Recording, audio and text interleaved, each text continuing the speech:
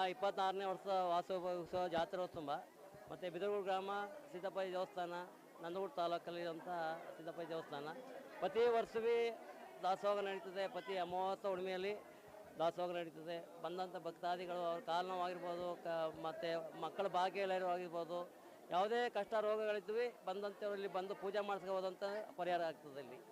ಮತ್ತು ಸೋಮವಾರ ಶುಕ್ರವಾರ ಮತ್ತು ವಿಶೇಷ ಪೂಜೆಗಳು ನಡೀತದೆ. ಇವತ್ತು ಬೆಳಗ್ಗೆಯಿಂದ ಹಾಲರಬಿ ಕೊಂಡೋತ್ಸವ ಮತ್ತು ಈಗ ದಾಸೋಹ 12 ಗಂಟೆಯಿಂದ ರಾತ್ರಿ 9 ಗಂಟೆ ದಾಸೋಹ ನಡೀತದೆ. ಇವಾಗ ಆಗಿದ್ದರೆ ನೆಮ್ಕನೇ ಮೇನ್ ಇರೋದು.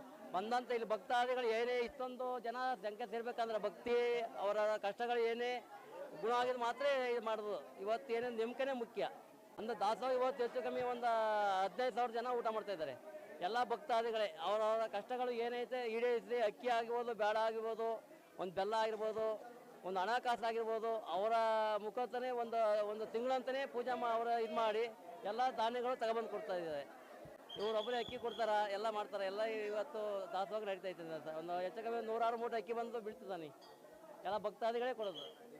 ಮೇಲೆ ನಾಟಕ ಐತೆ. ತಿರ್ಗಿ 4 ಗಂಟೆಗೆ ಮೆರವಣಿಗೆ, ಊರೆಲ್ಲ ಮೆರವಣಿಗೆ, ಪಲ್ಲಕ್ಕಿ ಉತ್ಸವ ಐತೆ. ತಿರ್ಗಿ ಸಾಯಂಕಾಲ ನಾಟಕ ಒಂದು ಪಾಲ್ಗೆ ಮಾಡ್ತಾಯಿದ್ದೀವಿ. ಭಕ್ತಾದಿಗಳ ಅವರ ನಂಬಿಕೆ ಇಟ್ಟು ಭಗವಂತನ ಸೇವೆಗೆ ಬಂದು ಪಾತ್ರರಾಗಿ ಅವರ ಕಷ್ಟಗಳನ್ನು ಪಾದ ಹತ್ರ ಇದು ಮಾಡಿ ಒಪ್ಪೋದಂಥ ಕಷ್ಟಗಳು ಯಾವುದೇ ಫೈಲಾಗಲ್ಲ. ಅದು ನಂಬಿಕೆ ಹೋಗ್ಬೇಕು, ನಂಬಿಕೆನೇ ಮುಖ್ಯ. ನಂಬಿಕೆ ಬಂದು ಅವರ ಭಕ್ತಿಯಿಂದ ಮಾಡ್ಕೋದಂತ ಇದು.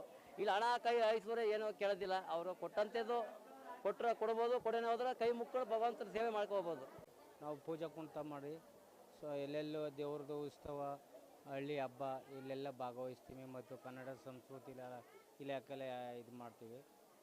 ಈ ಸಿದ್ದಪ್ಪಾಜಿದು ಪ್ರತಿ ವರ್ಷವೂ ನಮ್ಮ ಬಂದು ಸೇವೆ ಮಾಡ್ತಾಯಿದ್ದೀವಿ ಸರ್. ಎಷ್ಟು ವರ್ಷದಿಂದ ದೇವಸ್ಥಾನ ನೀವು ಬರ್ತಾ ಇದ್ದೀರಾ ಪೂಜೆ ಕುಣಿತ? ಸರ್ ಒಂದು 10 ವರ್ಷದಿಂದ ಪೂಜೆ ಕುಣಿತ ಬರ್ತಾಯಿದ್ದೀವಿ. ದೇವಸ್ಥಾನ ಭಕ್ತರಿಗೆ ಒಳ್ಳೆ ಮಕ್ಕಳು ಕೊಡೋದೇ ಆಗ್ಬೋದು, ಒಂದು ಅನ್ನ ಸಂತರ್ಪಣೆ ಎಲ್ಲ ಚೆನ್ನಾಗಿ ನಡೆಯುತ್ತೆ. ಅದರಿಂದ ಎಲ್ಲ ನಾವು ಪ್ರತಿ ವರ್ಷವೂ ನಾವು ಬರ್ತೀವಿ. ಅವರು ಸಂಭಾವನೆ ಜಾಸ್ತಿ ಕೊಡಲಿ ಕಮ್ಮಿ ಕೊಡಲಿ ಮಾಡಬೇಕು. ಸೇವೆ ಮಾಡ್ತಾ ಇದ್ದೀರಾ? ಹೌದು ಸರ್, ಸಿದ್ದಪ್ಪಾಜಿ ಸೇವೆ ಮಾಡ್ತಾ ಮಾಡ್ತಾಯಿದ್ದೀವಿ ಸರ್.